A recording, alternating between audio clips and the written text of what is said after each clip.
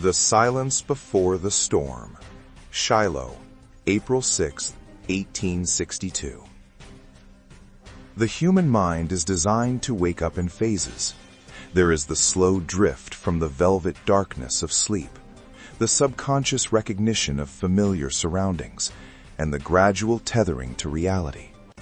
But on the morning of April 6, 1862, near a small log church in Tennessee known as Shiloh, that process was violently abolished. There was no gradual awakening. There was no reveille to rouse the exhausted men from their damp blankets. Instead, there was the sudden, jagged intrusion of lead and thunder. You wake up screaming, but it isn't a nightmare. The nightmare has become the physical world. The false peace of morning. Dawn had not yet fully broken over the Pittsburgh landing area. The air held that peculiar, heavy stillness that precedes a spring morning in the South. Damp chill hanging over the Tennessee River, thick with the scent of pine and wet earth. In the Union camps, the scene could not have been more tranquil. Thousands of men, many of them green, fresh from the farmsteads of Illinois, Ohio, and Indiana, lay motionless. Their boots were kicked off, resting near the tent flaps. Their rifles, the tools of their sudden grim trade, were stacked in neat, vulnerable pyramids. They were civilians in wool uniforms, exhausted by the rhythmic monotony of camp life and the stifling humidity of the previous days. They believed, with the dangerous optimism of the uninitiated, that they were safe. They believed they were miles from a primary threat, shielded by the fast, tangled wilderness of the woods. They were wrong. The shattering. The violence began not with a bugle call, but with a crackle in the timber that rapidly ascended into a roar. It was a sound that defied the logic of 19th century warfare. Officers had taught these boys about lines of battle, about the precise geometry of artillery, and the disciplined volley. They had not taught them about the chaos of being caught in one's underwear as the world disintegrated. A private bolts upright, his heart hammering against his ribs, his ears ringing with the phantom sounds of a dream interrupted. He reaches for his boots, his mind struggling to process the frantic, erratic pops of close-range musketry. Before he can find his footing, the man beside him, the boy he'd shared hardtack with the night before, drops. A Confederate ball has torn through his chest, pinning him to the earth in a spray of red that stains the canvas of their tent. There is no warning. There is no strategic formation. There is no time to contemplate the nobility of the cause. The Confederate soldiers, General Albert Sidney Johnston's Army of Mississippi, did not emerge from the trees in the graceful, rhythmic march of parade ground. They poured out of the woods like water breaking through a failed dam. They were a surging, howling tide of gray and butternut, erupting from the shadows with a ferocity that seemed to strip the very air of oxygen. They were firing as they moved, a continuous rolling thunder that rendered the silence of the morning a distant, impossible memory. The anatomy of a collapse. For the Union soldiers, the transition from slumber to slaughter was instantaneous. In the confusion, men scrambled for their rifles, their hands fumbling with bayonets and powder horns. Some, in their sheer kinetic terror, grabbed unloaded rifles and simply ran. They ran toward the river, toward the rear, toward anywhere that wasn't here. The officers, men who had spent weeks attempting to instill the rigid pride of the military, found themselves shouting into a hurricane. Their orders were swallowed by the cacophony of the rebel yell, a high, piercing sound that felt designed to peel the enamel of a man's teeth. The drums, meant to signal the movement of companies and regiments, were either silenced by death or drowned out by the scream of lead. Formation? Gone. Cohesion? Irrelevant. This was not a battle line. It was a total, absolute collapse of the structure of war. As the Confederate tide pressed forward, the Union camps became a scene of grotesque domesticity violated. Breakfast fires were kicked over, sending embers dancing through the smoke of black powder. Personal belongings, letters from wives, Bibles, photographs, were trampled into the mud as the lines shifted and broke. The chaos was not just tactical, it was existential. Men were losing the anchor of their units. They were becoming atoms in a collision of thousands, stripped of their identity as soldiers, and reduced to the most primal, desperate state of survival. The existential void. In the aftermath, the letters written home by the survivors captured the profound psychological displacement of that morning. One private, reflecting on the horror, wrote, "I did not know where my regiment was, or if it still existed." This was the haunting reality of Shiloh. It was not merely the loss of ground or the loss of men, it was the loss of the concept of the army. When you wake up and discover that your entire world, the social circle, the chain of command, the physical environment, has evaporated in the span of 10 minutes, the war takes on a different, more chilling character. The men who fled through the woods that morning were not cowards in the conventional sense. They were men who had been plunged into a reality that had no map.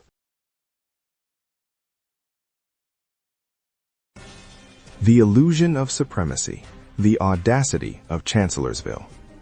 In the high-stakes theater of war, confidence is a double-edged sword. It can be the fuel that drives a professional army to victory, or it can be the blindfold that leads an entire force toward ruin. Nowhere is this historical truth more harrowing or more starkly illustrated than in the dense, tangled undergrowth of Virginia in May 1863. The Union Army of the Potomac, led by General Joseph Hooker, stood on the precipice of what they believed would be the definitive triumph of the American Civil War.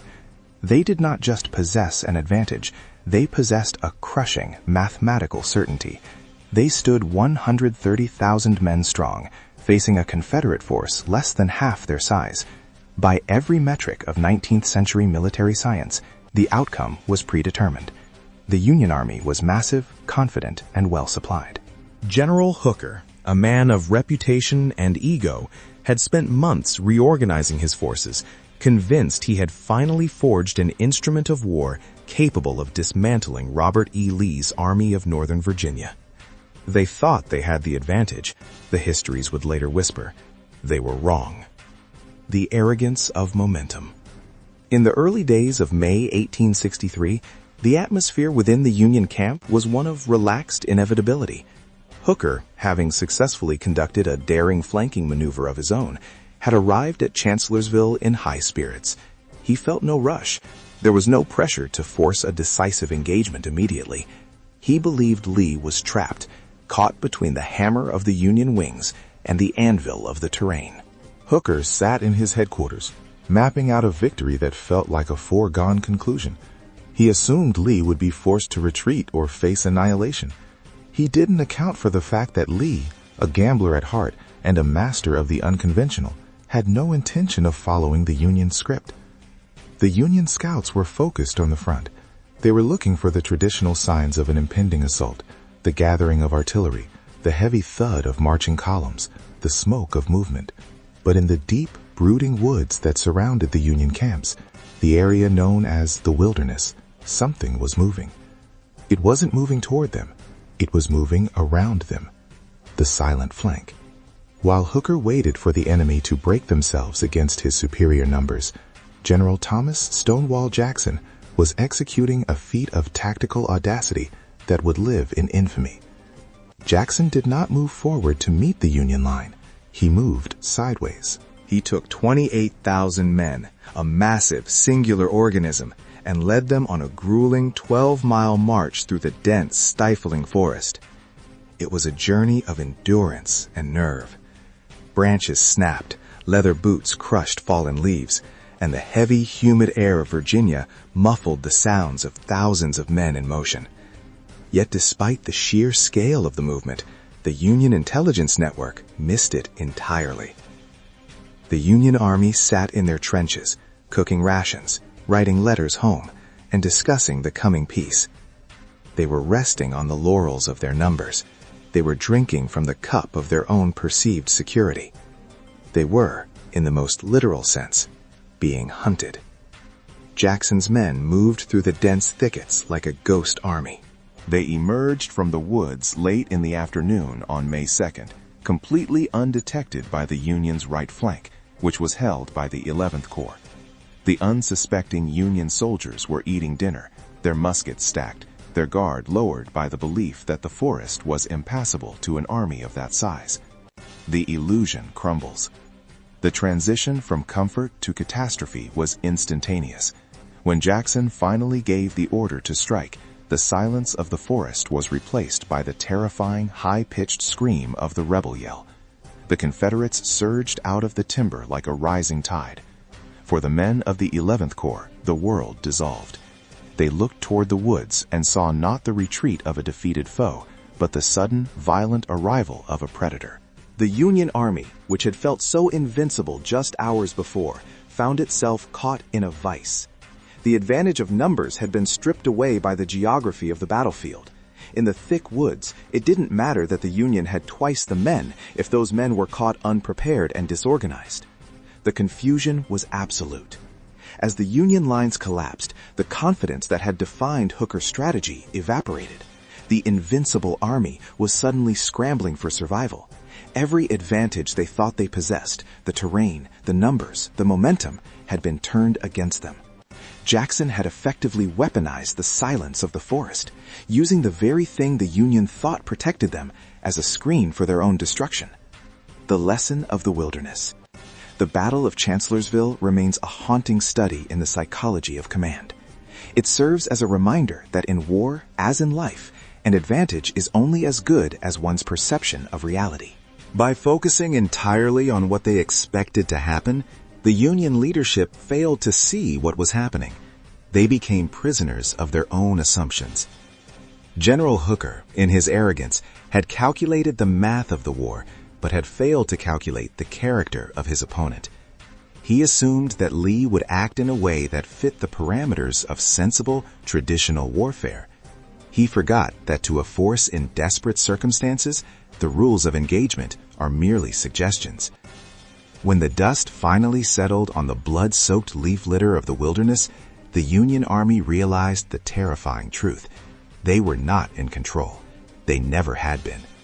While they had been measuring their superiority, their opponent had been measuring their vulnerability. The story of Chancellorsville is not just a tale of tactical brilliance. It is a warning.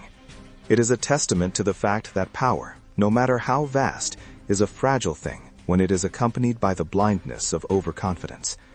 When you believe the battle is already won, you stop looking for the threat.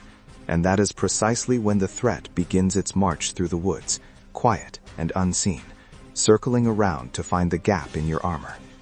In the end, those who think they have the advantage often find that silence is not a sign of peace, but the quiet that precedes the storm. And by the time they realize the truth, the battle is already lost. The ghostly fields of Manassas, the Second Battle of Bull Run, August 1862. The Virginia sun hung heavy and oppressively over the rolling landscape of Prince William County. To the men in the Union ranks, the geography was hauntingly familiar. They marched past landmarks that had become synonymous with the early failures of their cause. They recognized the ground, but not what was about to happen. It was the same fields, the same dusty roads, the same war. But this time it felt wrong. The air hummed with a different kind of tension, a predatory stillness that suggested the geography they thought they knew had been repurposed into a trap. The Phantom Army. In the summer of 1862, the American Civil War had lost its early veneer of romanticism. The Union Army, commanded by Major General John Pope, moved forward with a measured, albeit somewhat hubristic, confidence. They had been here before. They believed they understood the theater of this war. They were mistaken. Somewhere ahead, in the dense thickets and broken terrain of Manassas, an army was waiting. And unlike the previous year, this army wanted this fight. General Thomas Stonewall Jackson was executing a masterclass in unconventional warfare. He moved with a speed that defied the logistical constraints of the era, moving so fast that he seemed to possess the ability to exist in two places at once. To the Union command, Jackson was a phantom. He would disappear into the dense foliage, only to reappear behind their lines, striking at their vitals. He burned supply depots, severed critical railroad links, and shredded the lines of communication. Panic rippled through the Union command structure. Where was he? How many men did he have? The absence of answers created a vacuum of dread. The Union troops were chasing a ghost, and the exhaustion of the pursuit began to erode their discipline. Then, suddenly, they found him. Or, more accurately, he allowed them to find him. The railroad cut. Jackson had positioned his forces with chilling precision along an unfinished railroad cut. It was a perfect natural fortification, ready-made trench in an age where the tactical doctrine of the day was still struggling to catch up with the lethality of the rifle.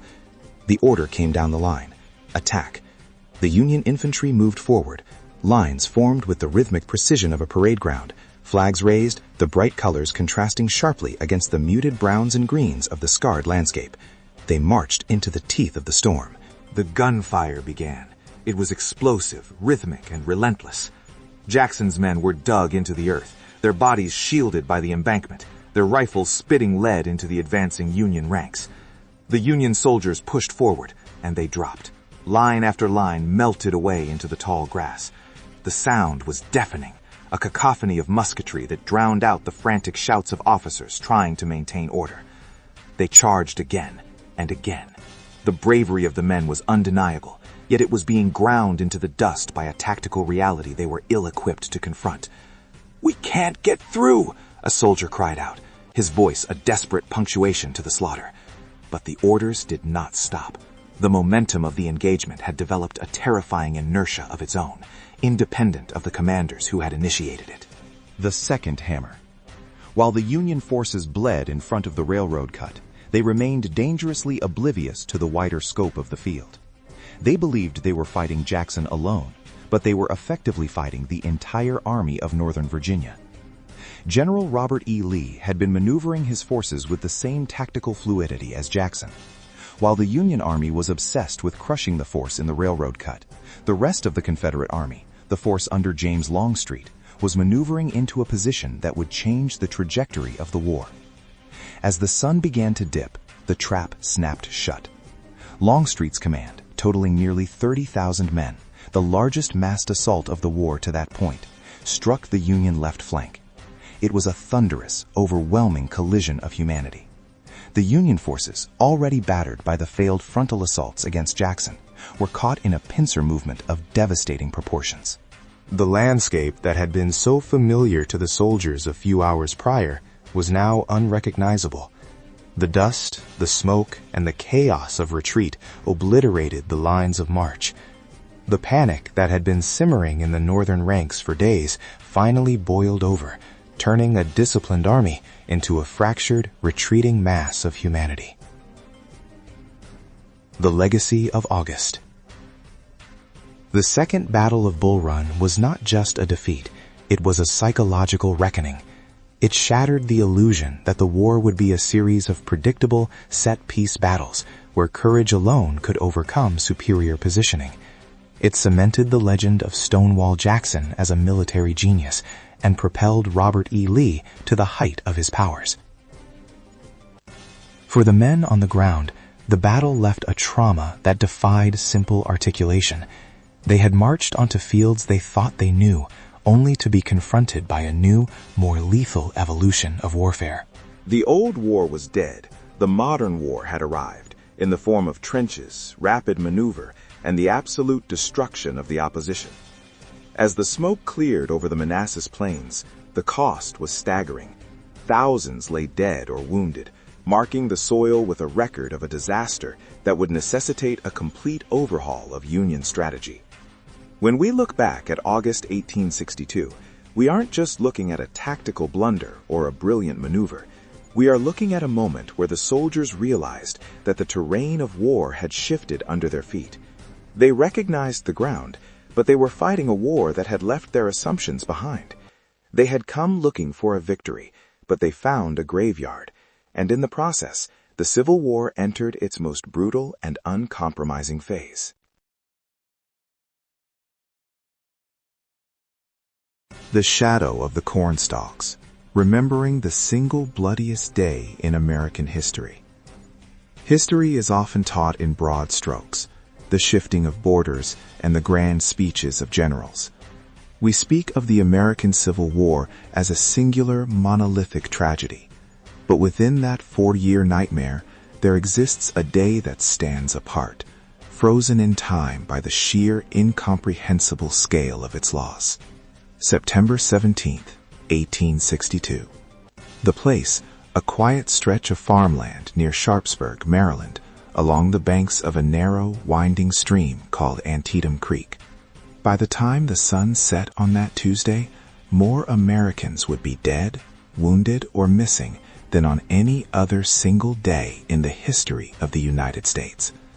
It was not just a battle, it was a transformation of the American landscape, a moment where the promise of the 19th century withered amidst the shredded stalks of a Maryland cornfield. The dawn of silence. The morning began with a deceptive thick fog that clung to the undulating terrain of the Miller farm. It was a cold, damp blanket that muted the world, turning the rolling fields into a series of isolated, surreal vignettes. To the Union troops moving forward, the morning was filled with a sense of slow, methodical uncertainty. They stepped forward into the gray mist, believing they were advancing into a vacuum. They were wrong. Across the field, Confederate soldiers were already there, pressed into the earth, their muskets primed. They were watching, breathing, waiting. The air hung heavy, pregnant with the static of coming violence. Then, a single shot shattered the stillness. In an instant, the world broke. The cornfield, a place of harvest and sustenance, became a killing floor. Gunfire erupted in every direction, erratic and uncontrollable. There was no visibility, only the muzzle flashes cutting through the fog and the frantic, desperate roar of men firing blindly into the shadows. Regiments would advance with flags held high, only to vanish into the stalks, swallowed by sulphurous smoke and the lead hail. Minutes later, those who remained were often nowhere to be found. The cornstalks themselves were literally shredded by the volume of fire, falling in unison with the men who fought among them. It was a grim, mechanical layering of death, stalks and soldiers falling, layer upon layer, until the very soil of the earth seemed to disappear beneath a carpet of bodies. One soldier, survivor of the carnage, would later recall the haunting reality of the experience. We were firing at shapes and becoming them. The sunken road. If the cornfield was the morning slaughterhouse, the area later known as Bloody Lane became the crucible of the midday. Mid-battle, a natural depression in the landscape, a sunken farm road, offered an ideal, if gruesome, defensive position. Confederate soldiers scrambled into the ditch, transforming the hollow road into a trench, a wall of iron and flesh. From the perspective of the approaching Union troops, the road appeared to be a gap in the enemy line, perhaps an escape route or a tactical weakness.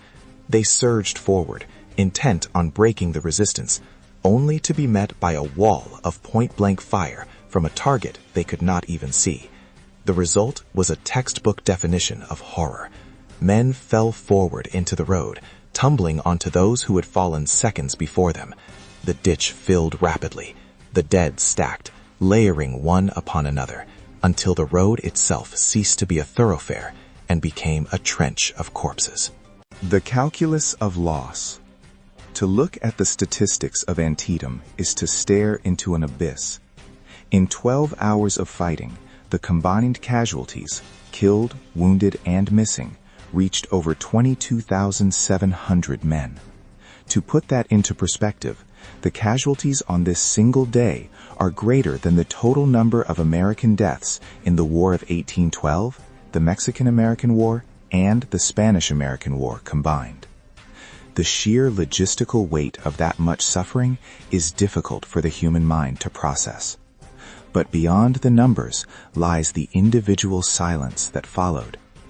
Every one of those 22,700 lives represented a family in a farmhouse in Ohio, a parlor in Georgia, or a shop in New York. The ripple effect of September 17, 1862, tore through the fabric of American society, leaving behind a profound grief that would define the post-war generation. The aftermath and the legacy. While the battle was tactically inconclusive, a stalemate that allowed President Abraham Lincoln the political leverage to issue the preliminary Emancipation Proclamation, the human cost was absolute. For the men who survived, the memory of Antietam was a heavy, permanent anchor. They went home with the scent of sulfur in their nostrils, and the image of the shattered cornfield burned into their retinas. In the years that followed, the site near Sharpsburg became a place of somber pilgrimage. It is a haunting space, where the silence of the rolling Maryland hills feels different than elsewhere. The fields have been replanted, the roads have been paved, and the fog still rolls in at dawn. But the earth remembers.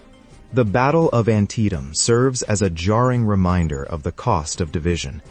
It stands as the high watermark of American self-destruction, a day when the nation turned on itself with such ferocity that the world took notice of the tragic price being paid for the preservation of a union and the eventual promise of human freedom. We study Antietam not merely to understand tactics or troop movements, but to understand the shapes we once became. We look back at those rows of corn and that sunken road to remember that the unity we often take for granted was forged in an unimaginable, visceral intensity of suffering.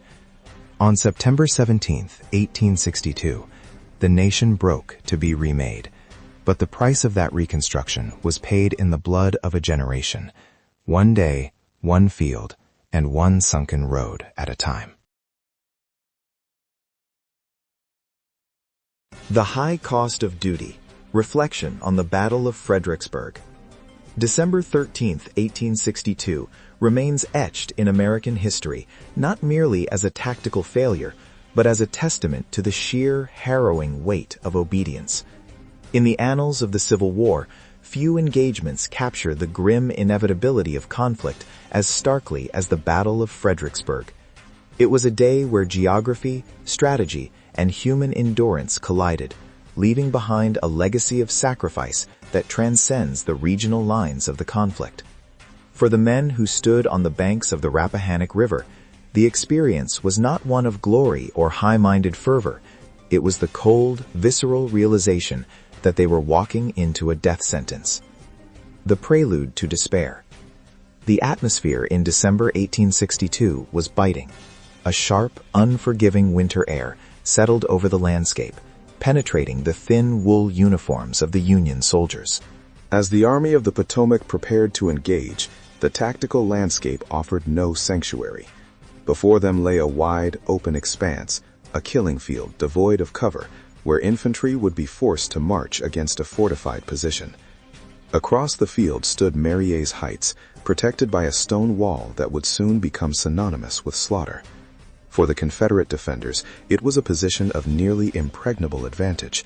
They waited, still and silent, their rifles aimed and ready. For the Union troops, there was no mystery to the situation. They were educated soldiers. They could see the wall, they could calculate the distance, and they understood the geometry of death. There was no confusion, no grand surprise, only the heavy, suffocating weight of an order that everyone knew meant the end. The River of Obstacles. The ordeal began long before the main infantry charge. To even reach the field, the Union forces had to bridge the Rappahannock River. The pontoon bridge operation became a nightmare of exposure. As engineers and soldiers labored under the gray sky, Confederate snipers picked them off one by one. The building of the crossing turned into a grisly exercise in endurance. Men fell into the icy water, some with a shout, others with a sickening silence that was perhaps more haunting. While the engineers worked, Fredericksburg itself became a casualty of the conflict. The city was systematically leveled, house by house and street by street, until the once thriving town was nothing more than a labyrinth of rubble and rising smoke. By the time the Union infantry finally crossed the river and reached the staging area, they were already spent. They were exhausted by the cold, shaken by the destruction of the city and mentally weary from the anticipation of the slaughter to come. They hadn't even begun the real fight, yet they were already fighting for their lives. The Advance, a study in futility. Then the order came. Advance. It is a striking facet of military history how often discipline is maintained even in the face of inevitable destruction. The first line of Union soldiers moved forward with a rigid, almost eerie professionalism. They marched with steady, measured steps, a testament to the drill and training that had turned civilians into instruments of war. For a few brief, heart-stopping moments, the field was quiet, save for the rhythmic thud of boots on frozen earth. Then, the stone wall erupted. The Confederate defense was a masterclass in lethality. The gunfire was perfectly timed and calculated, a tempest of lead that tore through the Union ranks with terrifying efficiency. The men did not merely fall, they were erased. Rows collapsed in seconds, the front lines dissolving into piles of fallen comrades. The carnage was instantaneous and absolute. In that moment, the illusion of tactical maneuver vanished, replaced by the stark reality of the frontal assault. The line, composed of men who had marched with such stoic pride, inevitably hesitated. The sight of the decimated rows ahead, combined with the relentless whistling rain of bullets, forced a break. Those who were still standing, their faces etched with the trauma of what they had witnessed, turned and ran back to the meager safety of the rear. The aftermath of the first attempt. When the smoke cleared from that initial charge, the field was already littered with the bodies of the fallen. It was a scene of profound human waste. And yet, the most tragic aspect of the day was that this was only the first attempt. The cycle of futility would repeat throughout the day, with wave after wave of soldiers sent to repeat the same march, resulting in the same grim outcome. The Battle of Fredericksburg serves as a harrowing reminder of the cost of war. It strips away the romanticism often associated with 19th century combat and exposes the industrial scale of death that defined the Civil War. There was no tactical brilliance to salvage the reputation of the engagement. There was only the immense bravery of the soldiers who followed orders they knew were fatal, and the sobering reality of what warfare demands from the individual. Reflecting on the stone wall, looking back, the stone wall at Fredericksburg stands as a monument to the endurance of those who defended it and the raw, tragic courage of those who marched against it.